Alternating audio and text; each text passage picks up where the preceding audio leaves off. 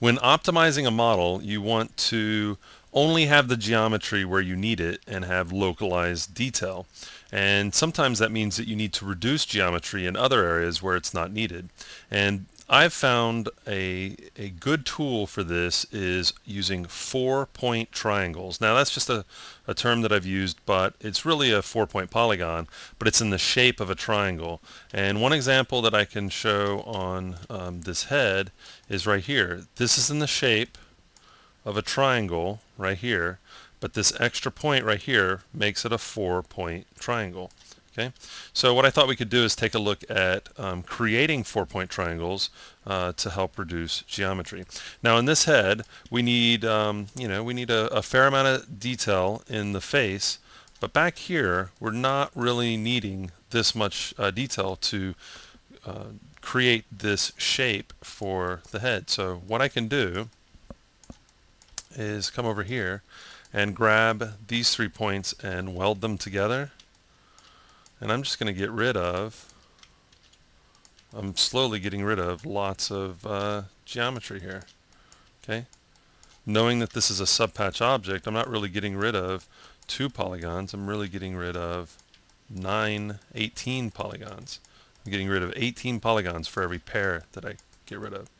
And let's say we're going to stop it there. Now, by welding those together, I created some 2-point polys, not a problem. W for statistics, move over to polygons, select the 2-point polys, delete, and we're good to go. Now, I've got triangles. I don't like working with triangles on my subpatch meshes, but we're just going to convert these 2 tries by merging, and what we've created is a 4-point triangle. Okay, and I'm going to do the same thing back here, Shift Z to merge.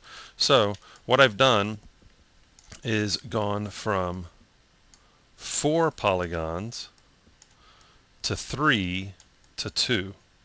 Okay, so I was able to remove, by using this 4-point try, I was able to remove 2 rows, two complete rows, and then all the way back here, and then I went ahead and had it picked back up because I need more geometry down in here. But for the back of the head, I'm able to get, and actually I would have to tweak these points to kind of smooth this out because there's more points holding it into shape. So by reducing it, it actually made it easier to get a nice smooth curve. Okay, so that's just a quick example of working with a 4-point try. And it should give you some ideas of how you can go from lots of geometry to little bit of geometry. Show one more example. I'm just going to draw a box that has 2 segments, and a flat plane that has 2 segments, and one that has 1. Okay. Now, probably the most obvious thing to do would be to select these 4 polygons, hit P, and then select these and hit P. And now I've been able to go from, let me raise it up just so we're not seeing our axis there. If we can see, we got 2 to 1.